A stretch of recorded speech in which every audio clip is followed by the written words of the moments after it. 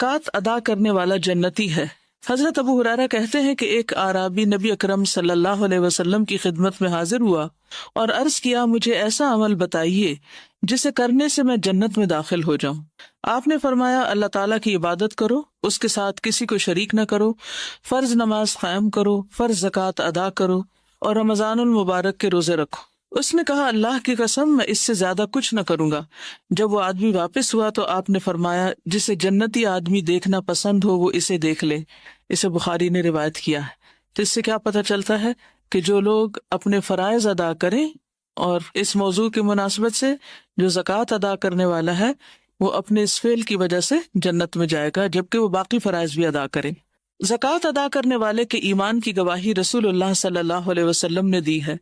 حضرت ابو مالک اشعری سے روایت ہے کہ نبی اکرم صلی اللہ علیہ وسلم نے فرمایا، وضو اچھی طرح کرنا نصف ایمان ہے۔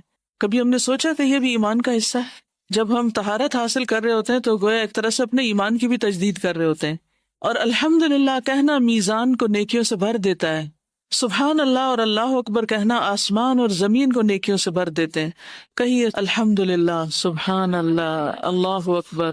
جب ایسی کوئی حدیث سنا کریں، پڑھا کریں، فوراً ساتھ ہی عمل کر لیا کریں، کیونکہ پھر تو پتہ نہیں یاد کب تک رہتی ہے کب تک نہیں، لیکن جس وقت سامنے آئی چیز اسی وقت اس کو کر گزرے۔ نماز قیامت کے دن روشنی ہوگی، سبحان اللہ، اور زکوٰۃ صاحب ایمان ہونے کی دلیل ہے۔ صبر کرنا روشنی ہے، یعنی جو انسان صبر کرتا ہے اللہ تعالیٰ اس کے مسئلے کا حل نکال دیتا ہے۔ روشنی سے مراد کیا ہے؟ یعنی آپ غم کے گھونٹ پی رہے ہیں، تکلیف میں ہیں، صبر کر رہے ہیں، اور صبر کرتے ہوئے کوئی غلط کام نہیں کرتے، تو شیطان آپ کو سجھاتا ہے کہ آپ کے مسئلے کا حل کچھ بھی نہیں ہوگا، آپ کو سولوشن نہیں ملے گا، لیکن اللہ سبحانہ تعالیٰ اچانک آپ کے دل میں خیال ڈال دیتے کہ اچھا یہ کام ایسے نہیں ایسے کر لو، اور آپ کو کہتے ہیں کہ او مجھے سمجھ آ گئی مجھے کیا کرنا ہے۔ یہ کون سجھاتا ہے؟ یہ کہاں سے آتی ہے روشنی؟ یہ اللہ سبحانہ تعالیٰ آپ کو دے رہا ہوتا ہے، ٹھیک ہے؟ تو یہ جو صبر کے بعد آپ کو اجر ملتا ہے اور پھر ٹھنڈک ملتی ہے، جیسے پسینہ آنے کے بعد جسم ٹھنڈا ہو جاتا ہے، اسی طرح صبر کی شدت اور بھٹی سے گزرنے کے بعد بھی آپ کو ایمان کی حلاوت نصیب ہوتی، اور یقینی طور پر لازمی طور پر مسائل کا حل ملتا ہے، اور وہ اللہ سبحانہ تعالیٰ اسباب پیدا کر دیتا ہے۔ اور قرآن تیرے حق میں حجت بنے گا، یعنی قیامت کے دن، یا تیرے خلاف حجت بنے گا۔ اسے نسائی نے روایت کیا ہے۔ عربی کی عبارت دیکھیے، اس میں آپ دیکھیے کہتے ہیں کہ وَالصَّلَاةُ نُورٌ وَالزَّكَاةُ بُرْهَانٌ، وَالزَّكَاةُ بُرْهَانٌ، زکوٰۃ دلیل ہے کس بات کی؟ کہ تم مومن ہو، تو گویا ایمان کی علامت ہوئی۔ خالد بن اسلم کہتے ہیں کہ ہم عبداللہ بن عمر کے ساتھ نکلے تو ایک دیہاتی نے کہا، مجھے اللہ تعالیٰ کے اس قول والذین یکنزون الذہب والفضة کے مطلب سے آگاہ فرمائیے۔ حضرت ابن عمر نے فرمایا، جس آدمی نے سونا چاندی جمع کیا اور اس کی زکوٰۃ نہ دی تو اس کے لیے خرابی ہے، اور یہ آیت زکوٰۃ کا حکم اترنے سے پہلے کی ہے۔ جب زکوٰۃ فرض ہوئی تو اللہ تعالیٰ نے مال زکوٰۃ کے ذریعے اس کو پاک کر دیا، اسے بخاری نے روایت کیا ہے۔ اور زکوٰۃ ادا کرنے سے مال میں اضافہ ہوتا ہے، کیونکہ زکوٰۃ کا معنی کیا ہے؟ النمو والزیادہ، یعنی اس سے مال زیادہ ہوتا ہے، بڑھتا ہے اور ملتا ہے، ٹھیک ہے۔ اس کے علاوہ بھی کچھ اور فائدے ہیں جو دیگر احادیث میں بیان ہوئے ہیں۔ سب سے پہلی بات تو یہ کہ زکوٰۃ کی ادائیگی اللہ تعالیٰ کی اطاعت کا ذریعہ ہے، یعنی ہم اللہ سبحانہ وتعالیٰ کا ایک حکم مانتے ہیں، اور جب انسان اللہ تعالیٰ کی اطاعت کرتا ہے تو اللہ تعالیٰ ایسے بندے پر رحمت فرماتا ہے، اس کو ثواب دیتا ہے، اس کو عذاب سے بچاتا ہے، ایسا شخص اللہ کی رضا پاتا ہے، ٹھیک ہے۔ کیا کیا فائدے ہیں بتائیے اب مجھے؟ اطاعت کا موقع ملتا ہے، اللہ کا حکم مان رہے ہیں، کوئی معمولی بات نہیں ہے، اور اللہ کی رحمت آتی ہے اطاعت سے، اور ثواب ملتا ہے، جزا ملتی ہے، مال کا ایک درہم 700 اور کئی گنا انسان کو واپس اللہ سبحانہ تعالیٰ دنیا اور آخرت دونوں جگہ لوٹاتا ہے۔ فرشتے دعائیں کرتے ہیں کہ اللہ جو دے رہا ہے اس کو اور زیادہ دے۔ اور کیا ملتا ہے؟ عذاب سے بچاؤ ہوتا ہے۔ اب یہ دو الگ الگ چیزیں ہیں، ایک ہے جنت کا ملنا اور ایک ہے عذاب سے بچنا۔ بعض لوگ جنت میں جائیں گے لیکن عذاب بھگت کے، ٹھیک، اور بعض لوگ جنت میں جائیں گے عذاب کے بغیر ہی۔ تو عذاب سے بچنے کا بھی موقع ملتا ہے انسان کو، کیونکہ مال کا دینا انسان کے لیے ایک حفاظت کا ذریعہ بن جاتا ہے۔ آگے انشاءاللہ ہم دیکھیں گے کہ کس طرح قبر میں حفاظت ہوتی ہے زکوٰۃ اور صدقات دینے سے، اور باقی بھی حشر کے دن کیا انسان کو فائدے ہوں گے۔ اور پھر یہ ہے کہ اللہ کی رضا حاصل ہوتی ہے، پھر اللہ سبحانہ وتعالیٰ کے قرب کا ذریعہ ہے۔ اللہ عز و جل فرماتا ہے، جو شخص میرے کسی دوست کی تذلیل کرتا ہے وہ مجھ سے جنگ کو حلال کر لیتا ہے۔ یعنی ایک شخص اگر اللہ کا محبوب ہے، اللہ کا پیارا ہے، اور کوئی اس کو ذلیل کرنے پہ تلا ہوا ہے، اللہ سبحانہ تعالیٰ خود اس سے نبٹ لیتا ہے. اور فرائض کی ادائیگی سے زیادہ بندہ کسی چیز سے میرا قرب حاصل نہیں کرتا. فرائض کی ادائیگی سے بڑھ کر بندہ کسی چیز سے میرا قرب حاصل نہیں کرتا. یعنی اگر آپ اللہ کے مقرب بندوں میں شامل ہونا چاہتے ہیں، شوق ہے نیئرسٹ ٹو اللہ سبحانہ و تعالی، تو سب سے زیادہ جو چیز آپ کو فائدہ دے گی وہ فرائض کی ادائیگی ہے. اپنے فرض پورے کیجیے.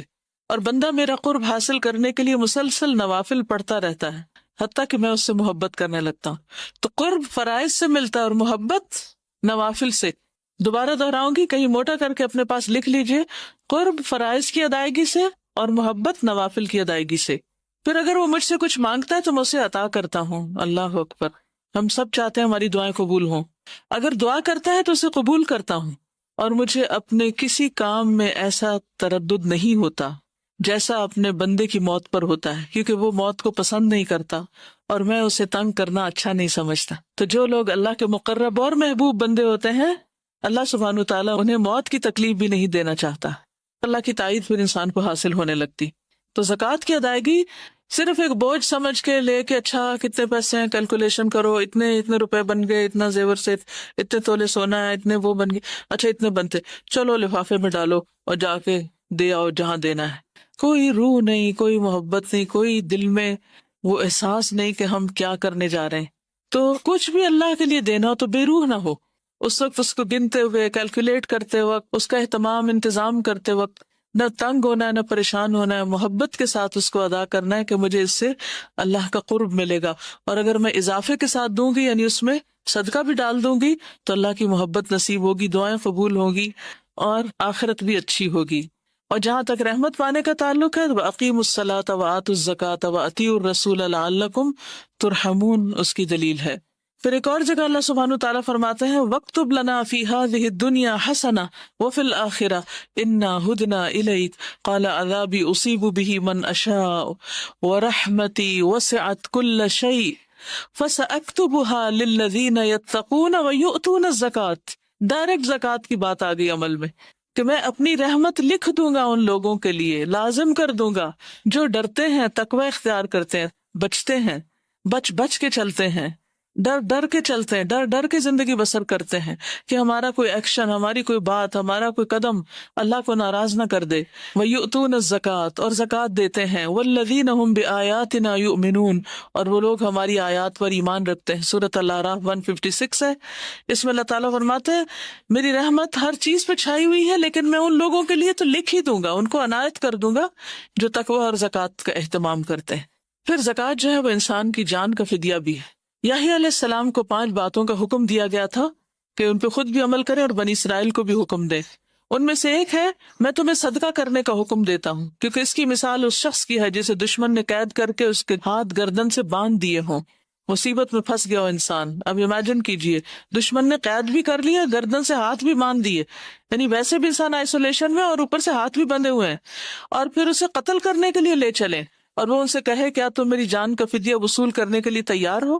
پھر وہ تھوڑے اور زیادہ کے ذریعے جس طرح بھی بن پڑے اپنی جان کا فدیہ پیش کرنے لگے، یہاں تک کہ اپنے آپ کو چھڑا لے. تو دنیا میں بھی جب حالات ایسے ہو جائیں کہ ہر چیز بندھ جائے تو کیا کریں؟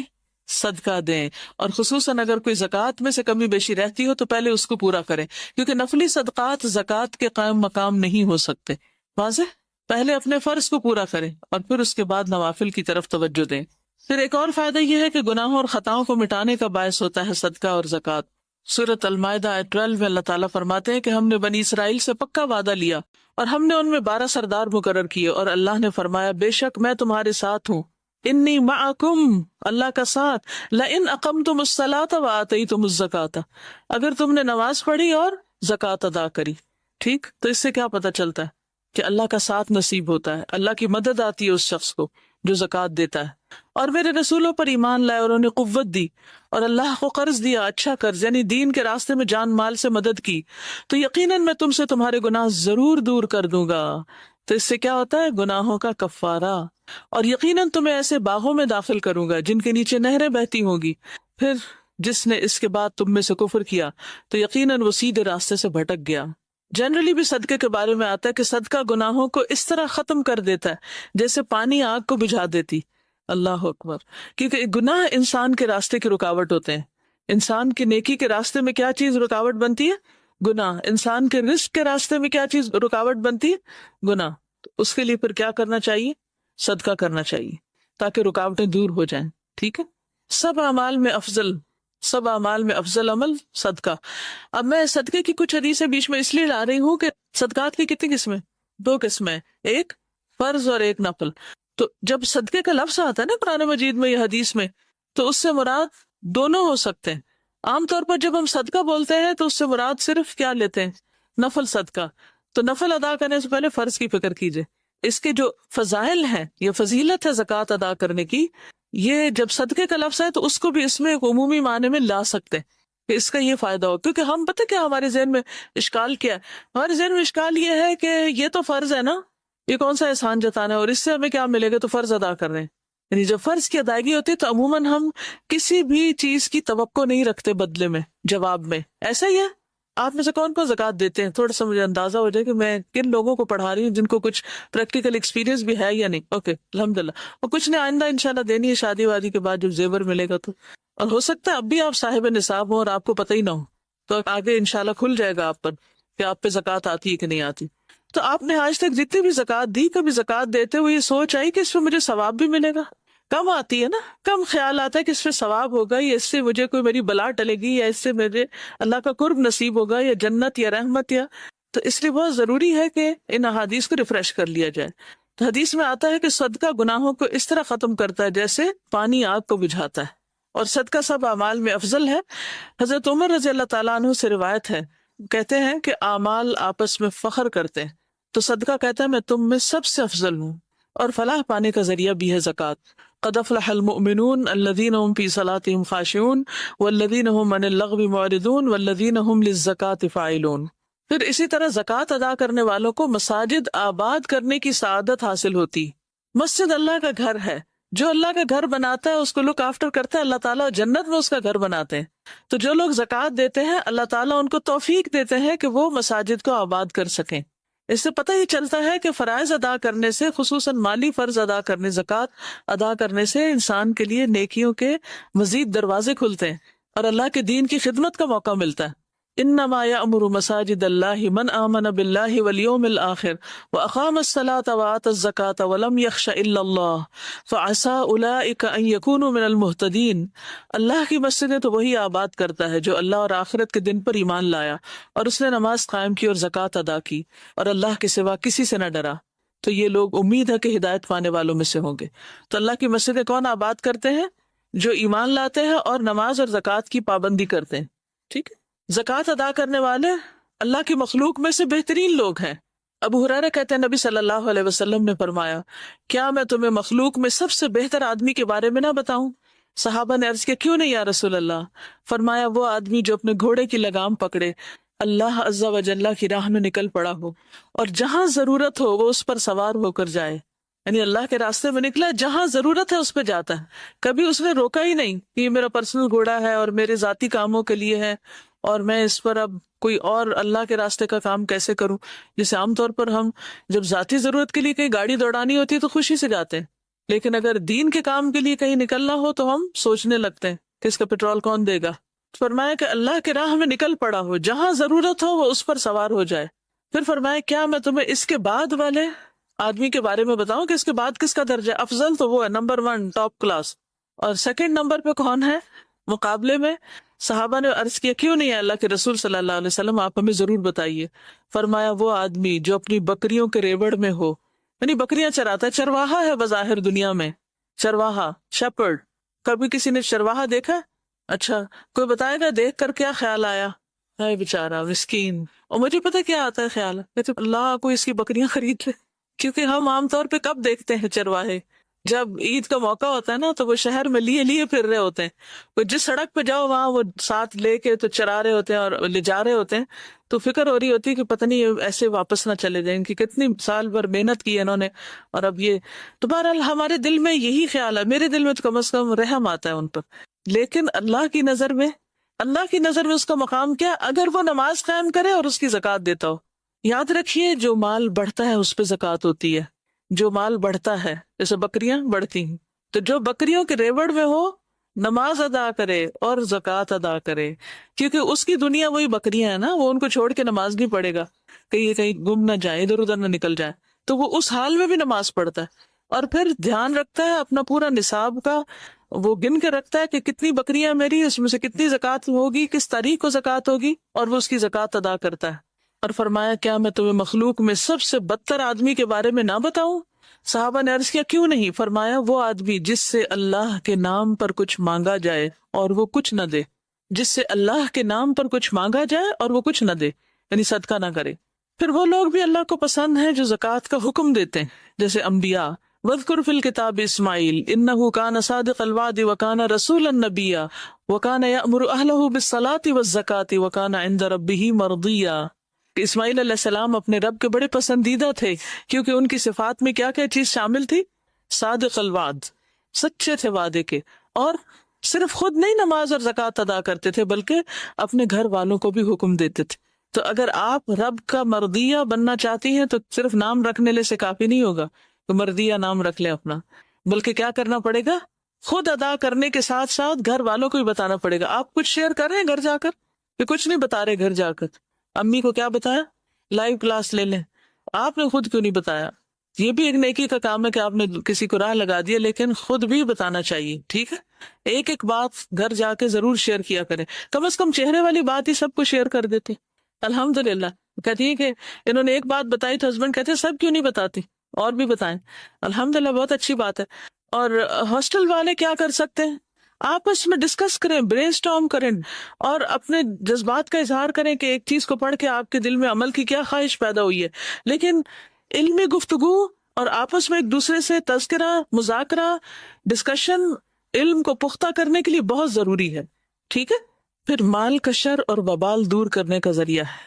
جابر رضی اللہ عنہ سے مروی ہے کہ ایک شخص نے کہا، اے اللہ کے رسول صلی اللہ علیہ وسلم، اگر کوئی شخص اپنے مال کی زکوٰۃ ادا کرے تو کیسا ہے؟ آپ نے فرمایا، جس نے اپنے مال کی زکوٰۃ ادا کی بس اس سے اس کے مال کی برائی جاتی رہے گی، یعنی اس کے مال کا شر دور ہو جائے گا، اس کا نقصان دور ہو جائے، یعنی اس کے اندر بھی خیر اور شر ہے نا۔ بعض اوقات اپنے ہی مال سے آپ ایسی چیز خرید بیٹھتے ہیں جو آپ ہی کے لیے وبال جان بن جاتی۔ مثلا ایک گاڑی خرید لیتے ہیں جس سے ایکسیڈنٹ ہو کے انسان کا انتقال ہی ہو جاتا ہے، اور یہ تو آپ نے پڑھا ہی کہ صدقات کو اللہ تعالیٰ بڑھاتا ہے، زکوٰۃ دینے سے مال بڑھتا ہے، یمحق اللہ الربا ویربی الصدقات۔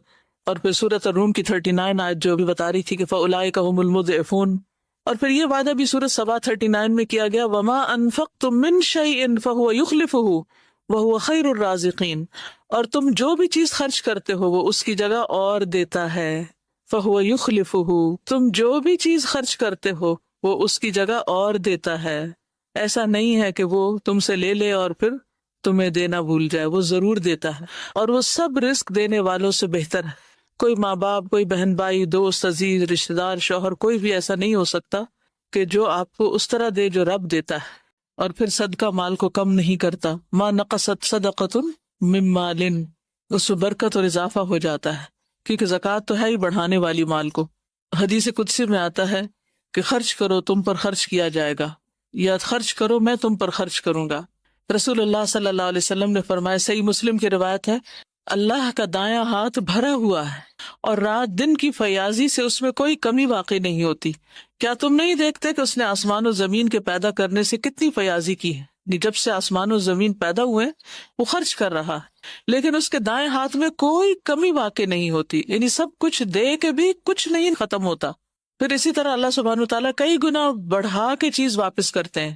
ان المصدقین والمصدقات واقرضوا اللہ قرضا حسنا یضاعف لهم ولهم اجر کریم، بلا شبہ صدقہ کرنے والے مرد اور صدقہ کرنے والی عورتیں اور جنہوں نے اللہ کو اچھا قرض دیا انہیں کئی گنا زیادہ دیا جائے گا اور ان کے لیے باعزت اجر ہے۔ صدقہ اور زکوٰۃ کی دنیا میں بھی حیران کن اثرات نظر آتے ہیں۔ کیا آپ نے وہ کہانی سن رکھی ہے جس میں ایک آدمی جو جنگل میں چلا جا رہا تھا اور اس کے کانوں میں ایک آواز پڑی جو بادل سے آ رہی تھی کہ فلاں شخص کے باغ کو سیراب کرو، تو اس آواز پر وہ شخص بادل کی طرف چلا کہ بادل کدھر جا رہا ہے، تو ادھر ادھر موو ہونے لگا، دیکھا تو بادل ایک پتھر کے اوپر برسا ہے، ایک پتھریلی جگہ پہ برسا ہے، اور جب پانی برسا تو وہ پانی نالیوں کی شکل میں ایک کھالے کے شکل میں آ کے اکٹھا ہو گیا، اور پھر وہ اس پانی کے پیچھے جانے لگا تو وہ ایک خاص شخص کے کھیت تک جا رہا تھا. وہاں ایک شخص اپنے کھیت کو پانی لگا رہا تھا تو اس نے اس کا نام پوچھا. اس نے جب اپنا نام بتایا تو کہا یہ تو وہی نام ہے جو میں نے ابھی بادل میں سنا تھا. تو پھر اس نے پوچھا کہ تم میرا نام کیوں پوچھ رہے تھے؟ تو اس نے کہا کہ میں نے بادل میں آواز سنی کہ جس کا یہ پانی ہے اور اس میں تمہارا نام لے کر کہا گیا کہ فلاں آدمی کے باغ کو سیراب کر دو، یعنی بادل کو حکم ملا کہ یہ پانی فلاں کے باغ کے لیے ہے. اب تم بتاؤ تم کون سا ایسا عمل کرتے ہو جس کی وجہ سے تمہارے ساتھ یہ معاملہ کیا جا رہا ہے. اس نے کہا کہ اگر آپ اصرار کرتے ہیں تو میں آپ کو بتا دیتا ہوں. میں باغ کی پیداوار پر غور کرتا ہوں تو میں اس کے 3 حصے کرتا ہوں. 1/3 صدقہ کرتا ہوں، 1/3 دے دیتا ہوں. another 1/3 جو ہے اس کو اپنے گھر والوں کو کھلاتا ہوں، گھر والوں کی ضروریات پوری کرتا ہوں. اور باقی تیسرا حصہ یعنی ٹوٹل مال کے 3 حصے کر کے 1 صدقہ کر دیا، 1 گھر والوں کو دے دیا اور 1 واپس باغ میں ڈال دیتا ہوں. یعنی اس پر پھر مزید جو کچھ خرچ آتا ہے باغ کو سنوارنے میں وہ لگا دیتا ہوں. تو کتنی زبردست رزق مینجمنٹ تھی کہ اللہ نے دیا، اس میں اپنا حصہ حق بھی رکھا، گھر والوں کا رکھا، اور اس کے ساتھ ساتھ کیا کیا، غریبوں کو بھی یاد رکھا، صدقہ بھی کیا، اور پھر باغ کا بھی حق نہیں بھولا کہ جو دے رہا ہے اس کو بھی دیا جائے. پھر مال کا خرچ کرنا انسان کو سخی بناتا ہے. اب آپ کہیں گے یہ کیسے ہوتا؟ پتہ کیا ہے، انسان وہ کام بار بار کرنا چاہتا ہے اور کرنا چاہتا ہے جس کے کرنے سے اس کو مزہ آتا ہے. تو جب آپ اللہ کے راستے میں دیتے ہیں تو آپ کو خوشی ہوتی ہے، اس خوشی کا مزہ پھر لینا چاہتے ہیں، پھر آپ اور کرتے ہیں، پھر آپ اور کرتے ہیں. تو اس طرح نفس میں فراخی آتی چلی جاتی. ابو ہریرہ سے روایت ہے، انہوں نے نبی صلی اللہ علیہ وسلم کو یہ فرماتے ہوئے سنا کہ بخیل اور خرچ کرنے والے کی مثال ایسے 2 لوگوں کی ہے جن کے بدن پر لوہے کے 2 کرتے ہیں، ان کے سینے سے ہنسلی تک جیسے جیکٹ ہوتی ہے. جب خرچ کرنے والا خرچ کرتا ہے تو اس کے تمام جسم کو وہ کرتا چھپا لیتا ہے اور تمام جسم پر پھیل جاتا ہے، یعنی اس کی کنڈیاں کھلنے لگتی ہیں، وہ لمبا ہونا شروع ہو جاتا ہے اور اس کی انگلیاں اس میں چھپ جاتی ہیں، بازو بھی لمبے ہو جاتے ہیں، چلنے میں اس کے پاؤں کا نشان مٹ جاتا ہے، یعنی اس کے نیچے بھی لانگ ڈریس بن جاتا ہے. لیکن بخیل جب خرچ کرنے کا ارادہ کرتا ہے تو اس کا ہر ہلکا ایک دوسرے سے چمٹ جاتا ہے، تانگ ہونے لگتا ہے، اور پھر وہ اسے کھولنا چاہتا تو کھلتا نہیں اور وہ کچھ دے نہیں پاتا. تو یہ 2 ڈفرنٹ پرسنالٹیز ہیں، ایک وہ جو دیتا ہے اور پھر دیتا چلا جاتا ہے اور کھلتا جاتا ہے. پھر فتنوں کا کفارہ ہو جاتا ہے، یعنی انسان کا وہ فتنہ جو اس کی بیوی، اولاد اور پڑوسی میں ہوتا ہے، نماز، صدقہ اور اچھی بات اس کے لیے کفارہ بن جاتی. یعنی ہم سے جو غلطیاں ہوتی رہتی ہیں انسانوں کے حق میں، پھر جب انسانوں کی ہی ہم مدد کرتے ہیں تو اللہ سبحانہ وتعالیٰ ہماری تکلیفوں کو دور کر دیتے ہیں. پھر اسی طرح زکوٰۃ انسان کے اعمال کی حفاظت بھی کرتی ہے. قبر میں مومن کی حفاظت کا ذریعہ ہے، قبر میں مومن کی حفاظت کا ذریعہ ہے. نبی صلی اللہ علیہ وسلم نے فرمایا، میت کو جب اس کی قبر میں رکھا جاتا ہے تو وہ ان کے پلٹ جانے کے وقت ان کے جوتوں کی آواز سنتا ہے. اگر وہ مومن ہوتا ہے تو نماز اس کے سرہانے آ جاتی ہے، سر کی طرف، روزہ اس کی دائیں طرف ہوتا ہے، رائٹ سائڈ پہ، زکوٰۃ اس کی بائیں طرف ہوتی، اور دیگر نیک کام، صدقہ، نماز، نیکی اور لوگوں سے اچھائی اس کے دونوں پاؤں کے پاس ہوتے ہیں. یعنی باقی اچھے اچھے کام سارے پاؤں کی طرف آ جاتے ہیں. پھر اس کے داہنے طرف سے آیا جاتا ہے، یعنی کوئی تکلیف آنے لگتی تو روزہ کہتا ہے میری طرف سے آنے کا کوئی راستہ نہیں، وہ بلاک کر دیتا ہے. پھر اس کے بائیں طرف سے آ جاتا ہے تو زکوٰۃ کہتی ہے میری طرف سے آنے کا راستہ نہیں. پھر اس کے دونوں پاؤں کی طرف سے آ جاتا ہے تو نیک اعمال، صدقہ، نماز، نیکی یعنی نوافل وغیرہ اور لوگوں سے اچھا سلوک کہتے ہیں کہ میری طرف سے آنے کا راستہ نہیں. اور اس طرح وہ انسان ہر طرح کی تکلیف سے پروٹیکٹڈ ہوتا ہے. تو دنیا میں بھی پروٹیکٹ کرتے ہیں انسان کو صدقہ، بری موت سے بچاتا ہے، بہت سی برائیوں سے بچا لیتا ہے، اور قبر میں بھی اس کی حفاظت کرتا ہے. آپ صلی اللہ علیہ وسلم نے فرمایا، ان الصدقۃ لتطفئ عن اہلها حر القبور، صدقہ کرنے والوں کی قبروں سے حرارت بجھاتا ہے، یعنی قبر کی آگ، قبر کی گرمی دور کرتا ہے. گویا قبر کا ایئر کنڈیشنر ہے، قبر ٹھنڈی ہوگی اس سے. پھر آخرت میں بہترین انجام، رجال لا تلہیہم تجارۃ ولا بیع عن ذکر اللہ واقام الصلاۃ وایتاء الزکاۃ یخافون یوما تتقلب فیہ القلوب والابصار. وہ مرد جنہیں اللہ کے ذکر سے اور نماز قائم کرنے سے اور زکوٰۃ دینے سے نہ کوئی تجارت غافل کرتی ہے، نہ خرید و فروخت، یعنی اپنے فرائض کی ادائیگی میں وہ پکے رہتے ہیں. وہ اس دن سے ڈرتے ہیں جس میں دل اور آنکھیں الٹ جائیں گی. پھر آخرت کی کامیابی کی ضمانت ہے، اولئک ھم المفلحون، شروع میں ہی آتا ہے، اور سورۃ لقمان میں بھی آتا ہے پہلی 5 آیتوں میں کہ الذین یقیمون الصلاۃ ویؤتون الزکاۃ وہم بالآخرۃ ھم یوقنون اولئک علی ھدی من ربہم واولئک ھم المفلحون. پھر قیامت کے دن کی گرمی سے نجات ہے، حدیث میں آتا ہے کہ قیامت کے دن ہر شخص اپنے صدقے کے سائے میں ہوگا، یہاں تک کہ لوگوں کے درمیان فیصلہ ہو جائے۔ سورج کتنا قریب ہوگا؟ 1.25 نیزے کے برابر۔ ہر شخص کو گرمی لگی ہوگی۔ آج ذرا باہر نکل کے دھوپ میں تھوڑا محسوس کیجیے اس گرمی کو۔ جب سخت گرمی محسوس ہو رہی ہو تو اس وقت سوچے کہ اب کیا کروں، اور پھر آخرت کو یاد کر کے سوچے کہ اب کس طرح سے اس گرمی سے نجات پاؤں۔ تو اس کا جواب ہے صدقہ۔ ان الذین آمنوا وعملوا الصالحات واقاموا الصلاة وآتوا الزکاة لهم اجرهم عند ربهم ولا خوف علیہم ولا هم يحزنون۔ صرف گرمی ہی نہیں، خوف اور غم سے بھی نجات ہوگا زکوٰۃ کی ادائیگی سے۔ صدیقین اور شہداء کے ساتھ رہنے کا ذریعہ ہوگا۔ جو شخص زکوٰۃ دیتا ہے، قیام کرتا ہے، رمضان کے روزے رکھتا ہے، نمازیں پڑھتا ہے، وہ شخص صدیقین اور شہداء میں شمار ہوتا ہے۔ ایک شخص نے پوچھا، آپ مجھے ایسا عمل بتائیے جو جنت میں لے جائے، تو آپ نے اس کو کیا بتایا؟ اللہ کا شریک نہ ٹھہراؤ، نماز قائم کرو، زکوٰۃ دو اور صلہ رحمی کرو۔ ایسے شخص کے لیے جو زکوٰۃ ادا کرے، جنت کے 8 دروازے کھل جاتے ہیں، جس میں اس کے علاوہ شرک سے بیزاری اور نماز قائم کرنا، یعنی جو شخص شرک سے بچے، نماز قائم کرے، زکوٰۃ ادا کرے، ایسا شخص جنت کے جس دروازے سے چاہے داخل ہو جائے۔ اور پھر دل کی خوشی سے ادا کرنا ضروری۔ ہم مانگنے سے تھک جائیں گے، گننے سے تھک جائیں گے، اللہ تعالیٰ دینے سے نہیں تھکتا، وہ سب کچھ دے سکتا ہے۔ کچھ اجتماعی فائدے بھی ہوتے ہیں، دولت ایک جگہ اکٹھی نہیں ہوتی، اور اس طرح کچھ لوگ زیادہ امیر اور کچھ غریب نہیں ہو جاتے۔ مثلاً ایک معاشرے کے اندر یا ایک سوسائٹی کے اندر اگر کل ان کے ایسٹس 1 لاکھ روپے کے ہیں اور کچھ لوگ 80% پہ قبضہ کر لیں اور باقی سب کے لیے 20% رہ جائے، تو اس سے کیا ہوگا؟ مساوات، محبت، آپس کے تعلقات کی بہتری۔ جب اس طرح کی تخصیص ہو جاتی ہے کہ کچھ لوگوں کے پاس بہت زیادہ ہے اور کچھ بیسک نیڈز بھی پوری نہیں کر سکتے، تو پھر کیا ہوتا ہے؟ اس ناہمواری سے کیا ہوتا ہے؟ آپس کے تعلقات خراب ہوتے ہیں، دشمنیاں پیدا ہوتی ہیں، قتل و غارت ہوتا ہے، اور بہت سی خرابیاں جنم لیتی۔ تو ہمارا دین کیا چاہتا ہے؟ کہ دولت ایک جگہ اکٹھی نہ ہو، وہ گردش کرتی رہے۔ کئی لا یکون دولتم بین الاغنیاء، صرف مالدار ہی آپس میں اس کا لین دین نہ کرتے رہے، وہی بزنس نہ کرتے رہے، بلکہ وہ غریبوں کی طرف بھی منتقل ہو۔ اور اس انتقال کے لیے کئی طریقے رکھے گئے، وراثت کی تقسیم بھی اسی لیے رکھی گئی۔ پھر یہ کہ اسلامی معاشرے کو مضبوط کرنے کا باعث ہوتی ہے زکوٰۃ۔ جس کے پاس ہے جب وہ اس کا خیال رکھتا ہے، جس کے پاس نہیں ہے تو آپس میں تعلقات بہتر ہوتے ہیں، آپس کی محبتیں بڑھتی ہیں، ایک دوسرے کے ساتھ بانڈنگ مضبوط ہوتی۔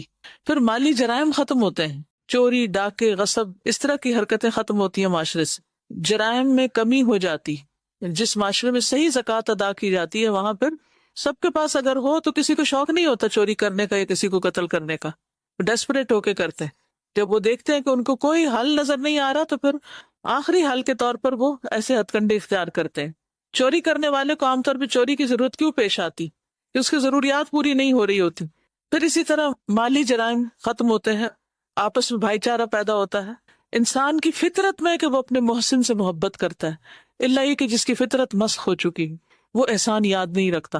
2 طرح کے لوگ ہوتے ہیں، ایک وہ ہوتے ہیں کہ جن کے ساتھ آپ چھوٹا سا احسان بھی کرو وہ ساری زندگی نہیں بولتے، آپ بھول چکے ہوتے ہیں، وہ آپ کو یاد کراتے رہتے ہیں آپ نے فلاں موقع پہ میری مدد کی تھی۔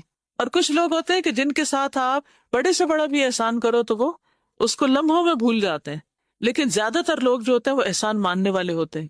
ٹھیک، اگر ویسے ہر وقت وہ نہ بھی مانے تو انہیں یاد ضرور ہوتا ہے، انسان کی فطرت میں ہے۔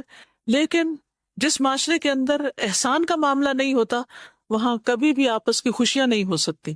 تو زکوٰۃ معاشرے میں خوشی پیدا کر دیتی۔ پھر اسی طرح زکوٰۃ سے فقراء کی نفرت بھی ختم ہوتی۔ عموماً لوگ جو فقیر ہوتے ہیں ان کو لک ڈاؤن کرتے ہیں، ان کو حقیر سمجھتے ہیں، لیکن جب ہمدردی کے ساتھ ان پہ خرچ کریں گے تو یہ نفرت بھی کم ہوگی، دونوں طرف سے کم ہوگی۔ فقیر کو مالدار کی نعمت دیکھ کے غصہ نہیں آئے گا، اور مالدار فقیروں کو جب دیں گے تو ان کے اندر ایک خوشی پیدا ہوگی۔ پھر اسی طرح زکوٰۃ کا ایک مصرف مقروض کی مدد کرنا بھی ہے۔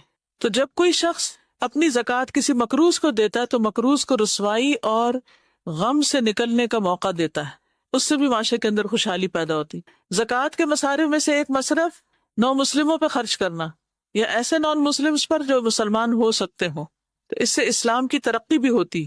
تالیف قلب کے لیے زکوٰۃ دینے کا جو حکم آتا ہے، ان کے نزدیک اسلام ایک پسندیدہ دین بن جاتا ہے جو ان کی مدد کرتا ہے، اور اس طرح ان کے شر سے مسلمانوں کو محفوظ رکھا جاتا ہے، اور یہ دین کی تبلیغ اور دعوت کا ذریعہ بھی بنتا ہے۔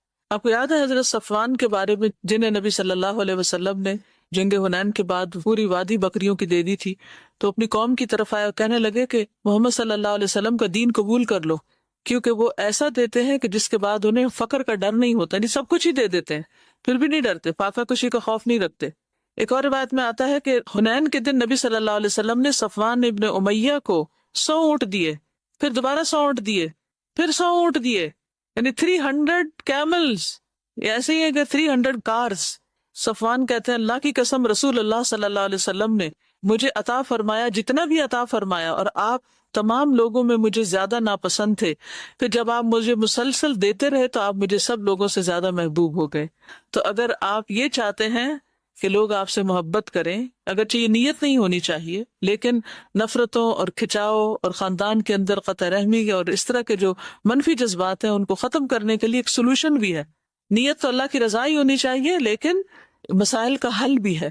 یعنی جب آپ دوسروں کی مدد کرتے ہیں تو اس کے دل میں جو آپ کے بارے میں بدگمانیاں ہوتی ہیں کہ یہ میری مدد نہیں کرتا، اس کو میرا خیال نہیں، وہ بھی دور ہو جاتی، محبت بڑھتی۔ دیکھیے بیوی کو شوہر سے کیوں دلوایا گیا، کبھی آپ نے سوچا؟ بیوی خود بھی تو کما سکتی تھی۔ تو جو خواتین خود بھی کماتی وہ بھی دیکھیں کہ خود کمائی ہوئی آمدنی اور شوہر کے دیے ہوئے پیسے دونوں میں فرق ہوتا ہے۔ کیا فرق ہوتا ہے؟ فیلنگ میں کیا فرق ہوتا ہے؟ تو اللہ سبحانہ تعالیٰ نے اسی لیے شوہر کو قوام بنایا، اور پھر شادی کے موقع پر مہر لازم کیا، اور بعد میں بھی نان نفقہ کی ذمہ داری دی